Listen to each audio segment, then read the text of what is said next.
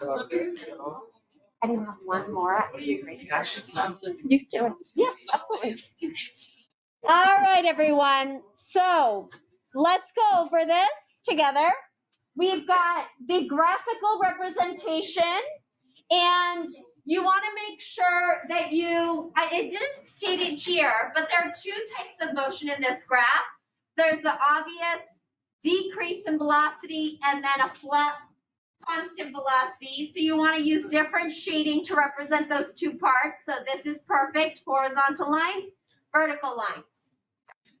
The area under the curve represents the displacement. Now, just to emphasize this, because you did see it in your homework, what if I had a velocity that went like this into the negative?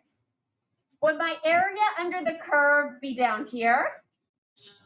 Where would it be, Ben?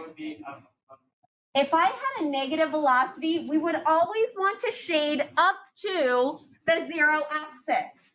And so it would be this area right here. And then I would use a different shading to represent the positive displacement. And then if I wanted total displacement, what would I have to do? Add them, but this is a negative. This is a negative displacement, delta x. So I actually would have to take this positive value and add the negative value, which is essentially subtraction. All right, just some extra info. Over here, I want you to actually do the calculation. And like I said, it's not a nice, perfect triangle. So this makes it a little more complicated. You have to break this up into parts that you can actually calculate. The area from 0 to 3 is a trapezoid.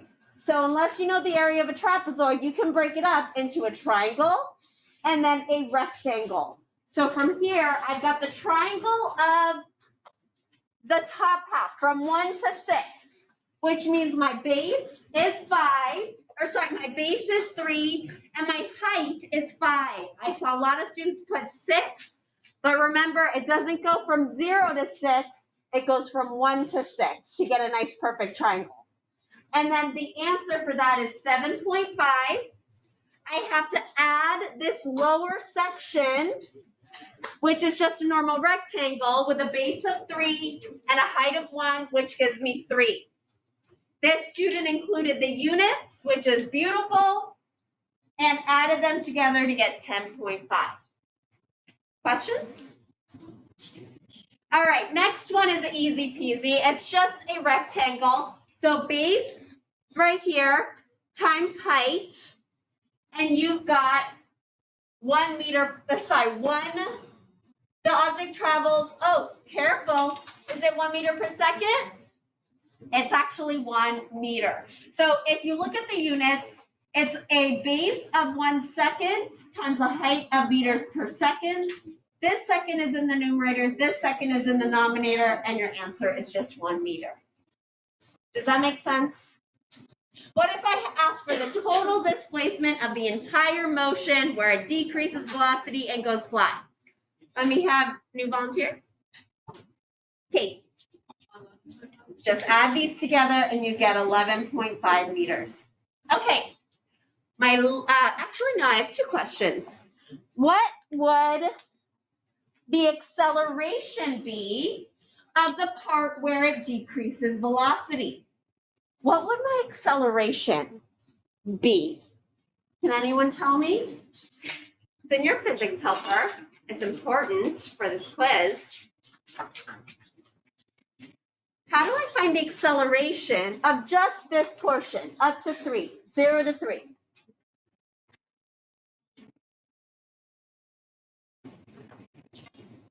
Any thoughts? You have one, Jack? It's the slope, right? The slope of a velocity time graph is acceleration. It says it right here in your physics helper under graphical interpreting graph section. And so let's calculate decrease 5 units over 3 units. I use the rise over run method. And I end up with 5 over 3 meters per second squared. Is that right? 5/3? Negative 5/3. So you have to make sure to include the negative sign because that's important. Acceleration is a vector. It has magnitude and direction. Okay, last thing I want to ask is a description because in your worksheet, they gave you a description and you had to draw the image. This time I gave you the image. Can someone describe what's happening to me? Kate. Object moves backwards for -3 meters per second for the first 3 seconds. Then moves at a steady pace for 1 second. Good. So we've got a steady pace here, and then it decreases speed 5/3 meters per second squared because that's the acceleration, or -5/3 meters per second. One thing, the graph is going down. Is my object moving backward? Why not though? Alexa. So remember velocity time graphs? If it's on the positive side of the velocity graph, that means that it's moving in the positive direction. And if you were looking at it as a position time graph, it would look like it's moving backward. But with a velocity time graph, the sign of your velocity represents direction. So it'd actually be moving backward for this one, which is a very common mistake. And I want to make sure that we address it. Okay, so we start at 6 meters per second. We move forward, but decrease speed to 1 meter per second for the first 3 seconds. And then we move at a constant speed of 1 meter per second for the next second. Any questions before we start? Ben. So if it was negative, let's say that. Exactly. So it would be moving backward. So let's say this continues downward, it would be moving backward. If it was reflected on the other side, it would have the same type of motion. It would start at a high speed, reduce down, and then constant speed, but it would be going backward instead of forward. Good. Any questions? All right, go ahead and clear your desks off.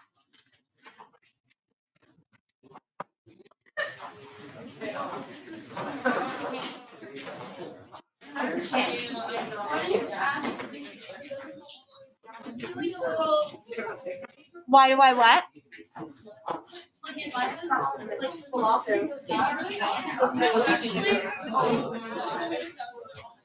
So what we're trying to find is the displacement up to 3, and the displacement is the area under the curve, which includes everything down to the 0 axis.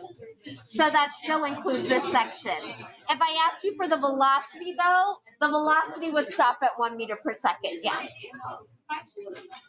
Okay, what I want to point out is that even though we didn't derive these equations, well, actually, I could show you where they come from and derive at least one of them for you.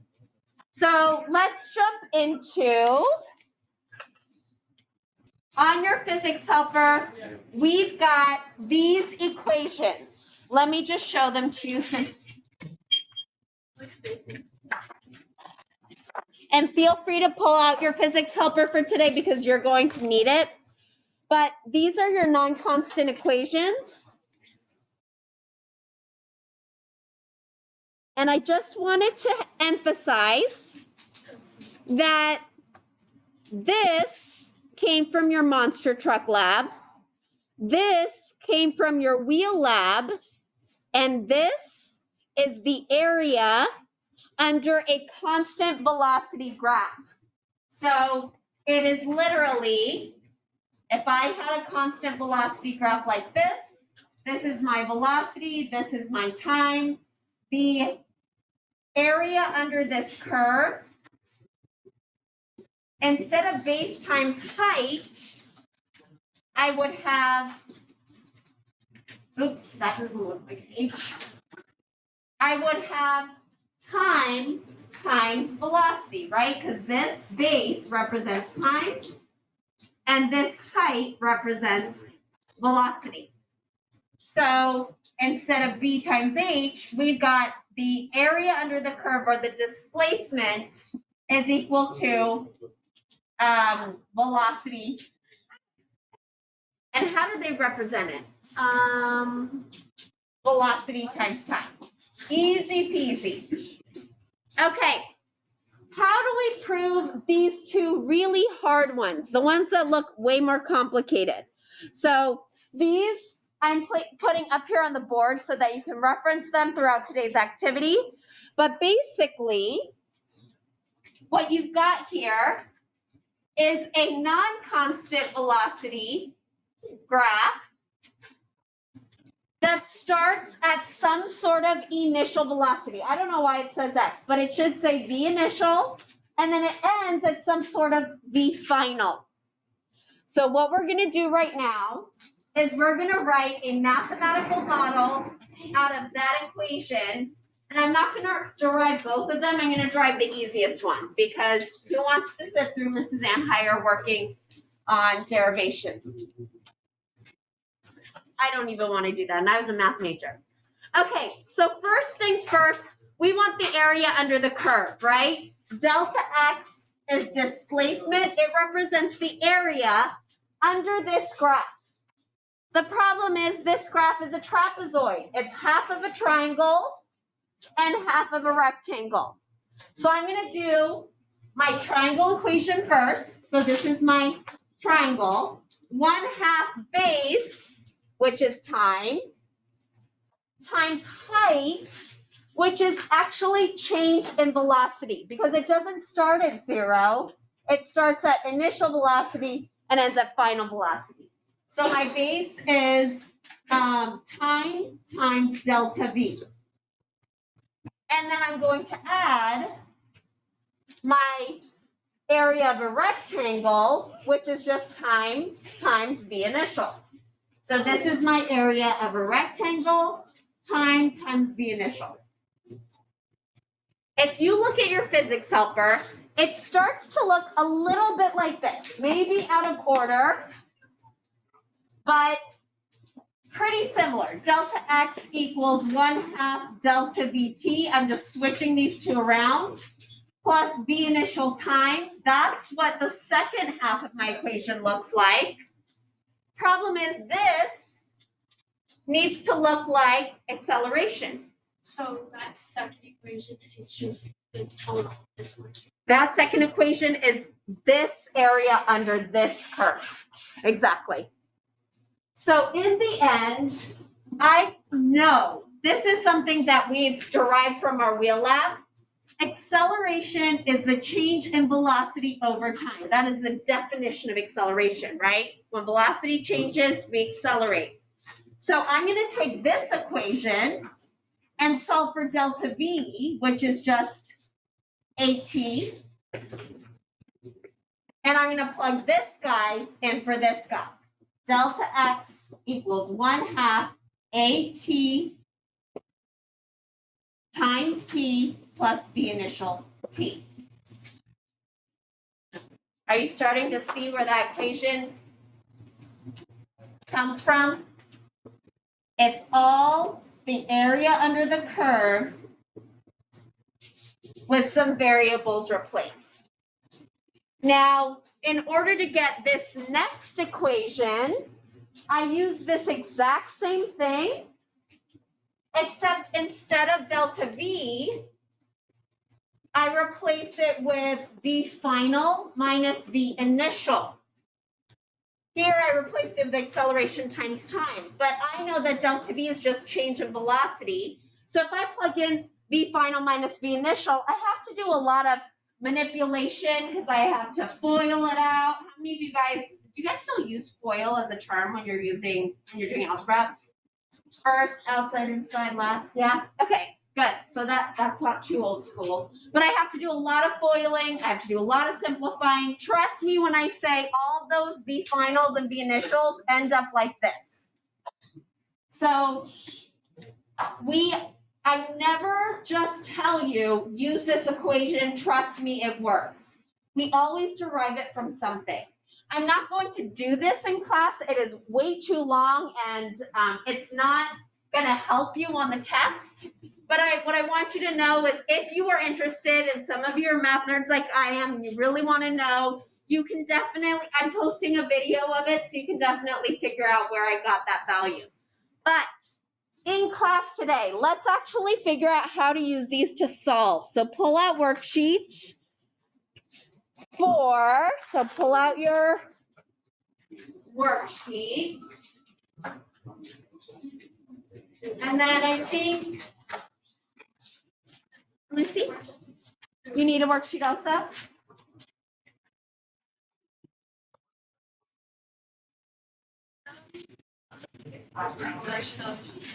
Oh, actually, I'm so sorry. I thought I did it. Okay, so let's go ahead and work through the first part of worksheet 1. And I'm gonna go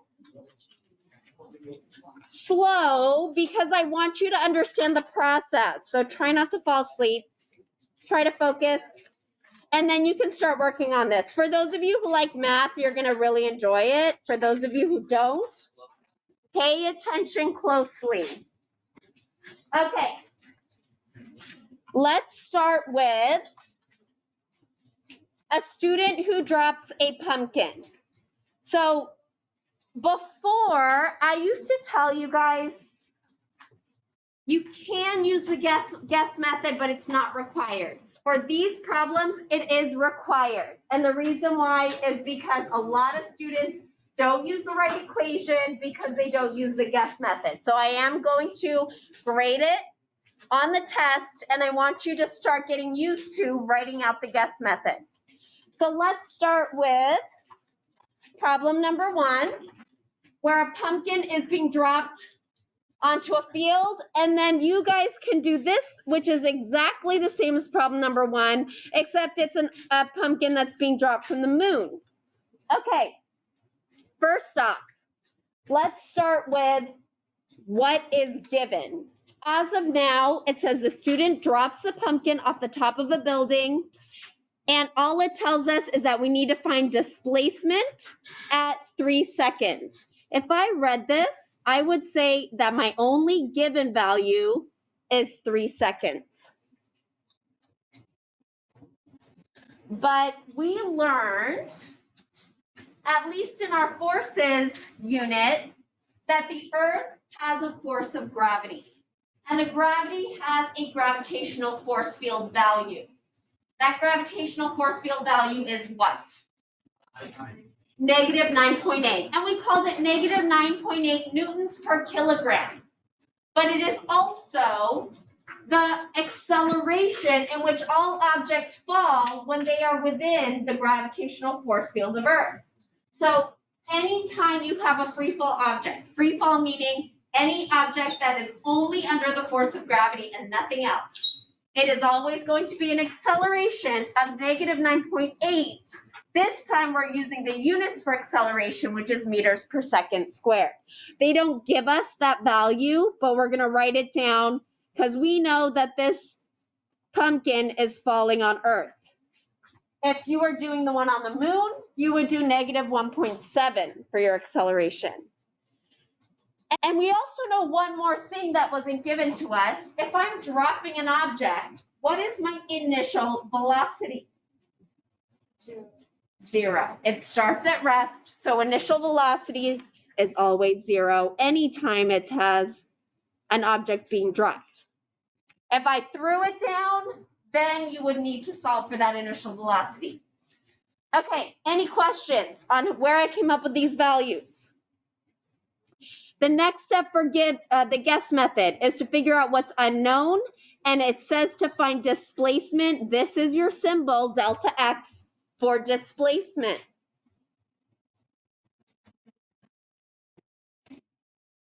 And then here's the trick to figuring out your equation. You look at what's given. We've got time, acceleration, initial velocity, and you look at what's unknown, delta x. That's 4 variables. I've got 5 variables that can potentially be given, We want to find the equation that doesn't have that missing variable. Can anyone tell me what variable is missing? Ben? I have my list here just so that you guys can see it. We have displacement, it's what we're solving for, but we want that in our equation. We've got time, we've got initial velocity, we've got acceleration. I don't know if it's in the middle. We're using the middle equation. Middle equation because we're missing V final, and this is the only equation that doesn't have V final in it. So I'm going to use delta x equals 1/2 AT squared plus V initial t. Let's simplify this down a little bit. If V initial is 0, no matter what the time is, it's going to cancel out to 0. So I can just cross that out. And then once I start substituting, delta x is going to equal 1/2 times negative 9.8 times 3 squared. Don't forget to square your time. I have my answer somewhere. Okay, I get negative 44.1 meters. Where did that negative come from? Why would it be negative? Alexa. It's because the acceleration. Because acceleration is negative. Does it make sense to have a negative displacement? If I'm dropping an object? Because it's going in the negative direction. It started up high, and now it's moved negative, which means down 44.1 meters. Rachel. We're going to always assume no air resistance because there's really no calculation for air resistance values. So we're going to always assume that it's pretty aerodynamic and there's no air resistance. All right, the next one is the time for it to reach a speed of negative 25 meters per second. So here's what a lot of students do. They take this scenario and they say, oh, I know that the distance is negative 44.1 meters. That's a given, right? It's the same problem, yeah? Is it though? The speed of negative 25 meters per second, unless they tell you that is the speed of when it reaches this position, you cannot assume. So you have to read these questions carefully and make sure whatever values they give you, does it relate back to the previous question? In this scenario, it doesn't, but what we do know is that the acceleration is still negative 9.8. We still know that it's being dropped. We don't know the time in which it reaches this value. In fact, we have to calculate that time, so that's an unknown. And then they give us the final velocity. So be very careful when you have a problem with multiple parts. Think about the scenario and see if it's the same. If you can carry over values, and in this case, you can't. Okay, I've got V final, I've got V initial, I've got acceleration, I've got time. Which of these equations can I use because it does not have that missing value? What's my missing value, first of all? It's easier to start with that. I'm missing time. Or sorry, no, I'm solving for time. So that's a value that I want to solve for. We need to make sure time is in there. What am I missing? We're missing the displacement. This has displacement, this has displacement, this is the only one without displacement. So I'm going to use equation 3. This one is V final equals V initial plus, wrong order. V initial plus AT. I put it in the wrong order, but same thing. V initial cancels out. This is 0, so that cancels out. And I end up with negative 25 meters per second equals acceleration, negative 9.8 times time, divide that negative 9.8 over, which cancels out the negative. And then I end up with a time of 2.6. You better end up with a positive time because time can never be negative. It is a scalar value. So make sure that if you end up with the negatives, that you figure out where you went wrong. One thing I want to point out is some students thought that the 25 should be displacement. What's my clue? Except for the fact that it says speed, what's my clue that that's not displacement? Nope. What's my clue? Alexa. The units. The units. So I put here the units for every variable so that you can start memorizing. Anytime you see a meters per second, that means velocity. Meters means displacement. Seconds means time. Okay, moving on. The time required for it to fall 300 meters. Can I use this time for that next question? We're solving for time, so that's our clue that we can't. Can I use this velocity? No, because the clue is we're solving for a different time, right? This is a totally different scenario. I'm starting off with same, I'm just gonna highlight so that we don't have to rewrite it. We all know that this problem is gonna be on Earth and that we're gonna drop it for all these scenarios. So V initial and acceleration are gonna be the same. My new given is delta X. And again, why would I have a negative displacement for this scenario? Right, because it's going down, it's falling in the negative direction. And then we're solving for time. I've got acceleration, I've got V initial, I'm solving for time, so I need that in there, and I've got delta X. What equation or what variable am I missing? I've got acceleration, V initial, delta X, and T. Which one am I missing here? Final velocity. Which equation does not have final velocity? Delta X. Delta X equals 1/2 AT squared plus V initial T. This again cancels out because V initial is 0. And I'm just going to move it up. I've got negative 300 meters equals 1/2 times negative 9.8 times time squared.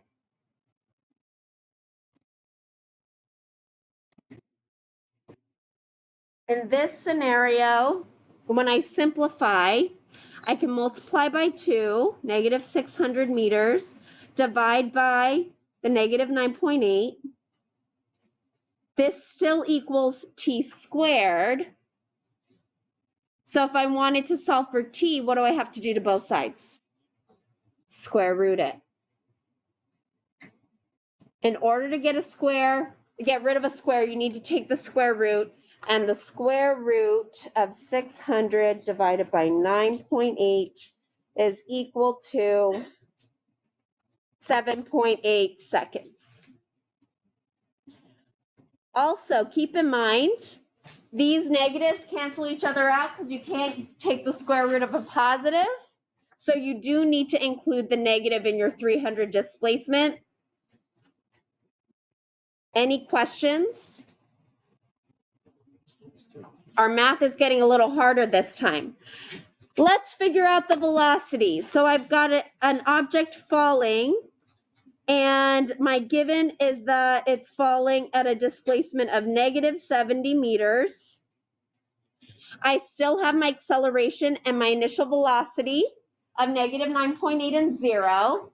And I'm trying to solve for its velocity after it has fallen. So that's your final velocity. I've got acceleration, initial velocity. I'm solving for final velocity. They give me the displacement. So what variable am I missing? What variable am I missing? Time. This is the only one that does not include time. So we're going to use the last equation here. Pay attention closely because there's kind of a little trick. I've got V final squared equals 2 times negative 9.8 times this should be a negative. Delta X is negative 70 plus V initial squared, which we know is a 0. And if I solve this, I end up with, what's that value? Hold on, let me calculate it. 2 times 9.8 times 70. 1372. And I have to take the square root of both sides, which gives me 37.04 meters per second. It's a velocity, so I know it has to be meters per second. Is that my final answer?